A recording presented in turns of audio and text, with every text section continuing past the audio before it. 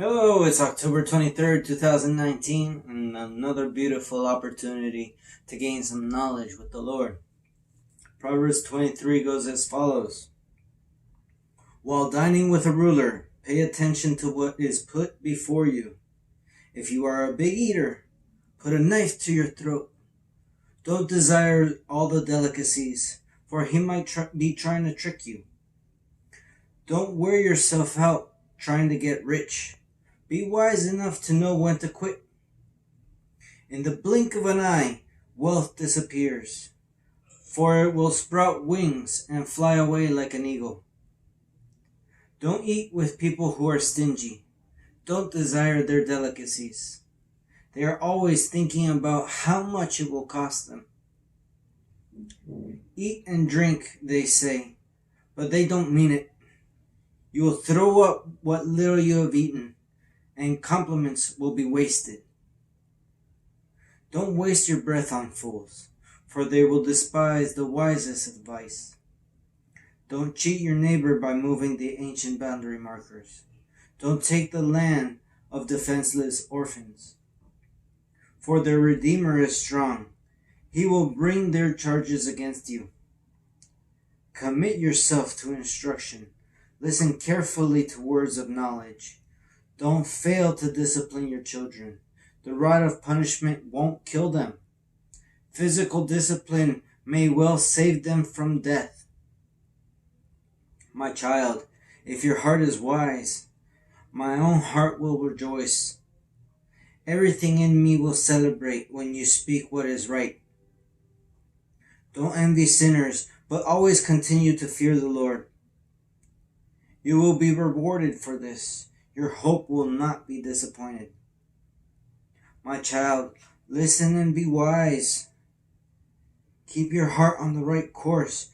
Don't carouse with drunkards or feast with gluttons, for they are on their way to poverty, and too much sleep clothes them in rags.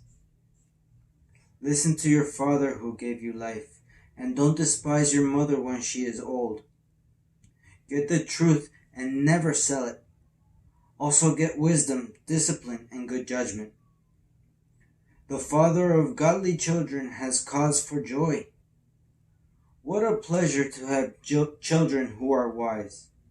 So give your father and mother joy. May she who gave you birth be happy. O my son, give me your heart. May your eyes take delight in following my ways. A prostitute is a dangerous trap. A promiscuous woman is as dangerous as falling into a narrow well. She hides and waits like a robber, eager to make more men unfaithful. Who has anguish? Who has sorrow? Who is always fighting? Who is always complaining? Who has unnecessary bruises? Who has bloodshot eyes? Is the one who spends long hours in the taverns, trying out new drinks. Don't gaze at the wine, seeing how red it is, how it sparkles in the cup, how smoothly it goes down. For in the end, it bites like a poisonous snake. It stings like a viper. You will see hallucinations, and you will say crazy things. You will stagger like a sailor tossed at sea, clinging to a swaying mast. And you will say, they hit me, but I don't feel it. I don't even know when they beat me up. When will I wake up so I can look for another drink? Verses 1 through 3. While dining with a ruler, pay attention to what is put before you. If you are a big eater, put a knife to your throat. Don't desire all the delicacies, for he might be trying to trick you. I'm sure that wealthy people are taken for all their worth, to say it like that. People mooch off of them all the time. They're always having to provide for everybody. Or at least I wouldn't be surprised if that's happening. So, out of your own personal integrity, Show them that you're not there to just take from them. Verses 4 and 5. Don't wear yourself out trying to get rich. Be wise enough to know when to quit. In the blink of an eye, wealth disappears, for it will sprout wings and fly like an eagle. Fly away like an eagle. To that I say that it's not quitting in the sense of quitting a job or quitting a task or a goal, but rather stop and smell the roses. Enjoy your life as you're going along, pursuing your dreams, pursuing financial stability. Because wealth does disappear in the blink of an eye. You work months, years, and then you put a down payment on a car, and then boom, it's gone. Yes, you're enjoying the car, but that could be gone too. Somebody comes in and, God forbid, but somebody comes in and destroys that vehicle with another vehicle, you know? Verses 12 through 16. Commit yourself to instruction. Listen carefully to words of knowledge. Don't fail to discipline your children. The rod of punishment won't kill them. Physical discipline may save them from death. My child, if your heart is wise, my own heart will rejoice. Everything in me will celebrate when you speak what is right.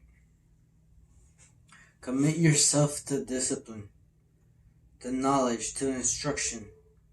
These are things the wise take upon themselves. They want to learn. They don't mind being corrected. And they know that at some point it gets frustrating on the teacher's side. Parents, physical discipline won't kill your children, definitely. Children, understand that you don't understand yet. You'll understand when you're older is something that I hated to hear, but it's totally true. So when your parents correct you, when they perform physical discipline, whether it be a spanking or they put you to work hard in the fields or something like to that effect, take it as love, take it as that they want to see you well in life. And they've told you so many times already that they don't know how to tell you anymore. Or they just have those tools. There's so many different reasons. But don't feel hated. Don't feel like they're doing it out of anything other than love. It's the best perspective. Now, if you're being abused, that's something different, and please talk to somebody about that. Verses 19 through 21. My child, listen and be wise. Keep your heart on the right course. Don't carouse with drunkards or feast with gluttons, for they are on their way to poverty, and too much sleep clothes them in rags. So work hard, take instruction, take physical discipline, as working hard goes. Don't or try not to party too hard, is what I'm understanding from this. Like drinking too much, eating too much. I mean, it actually makes you sleepy, right? It actually slows down your digestion. It slows down your system, and you want to go to sleep. You want to take a nice nap after having a bit of wine or throwing back a couple beers.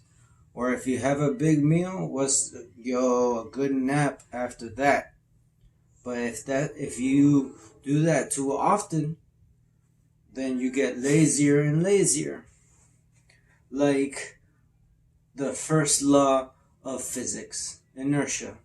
A body in motion wants to stay in motion. A body at rest wants to stay at rest. Verses 24 and 25. The father of godly children has cause for joy. What a pleasure to have children who are wise. So give your father and mother joy. May she who gave you birth be happy. You know, when your parents love you guys, your parents are there for you day in and day out. They do the best they can, and we should give them the best that we can as well. We should try to make them happy, just out of love, just because they've been there for us, and they don't do it because they expect anything in return, rather because they love us. And how awesome for them if we try to be wise and bring them joy. Verses 31 and 32. Don't gaze at wine, seeing how red it is, how it sparkles in the cup, how smoothly it goes down. For in the end it bites like a poisonous snake. It stings like a viper. Alcohol, man, like wisdom. It's kind of verses. Because if wisdom is looking toward the future for good judgment and all the possible consequences, then we got to take into account that too much alcohol, you're going to wake up with a hangover. That definitely detracts, it takes away from your energy level. It's not conducive for your next day, for that future. The consequences of too much alcohol are sickness. So do we really want that in our future? That's it for today. Thank you for joining me in another opportunity to search for wisdom.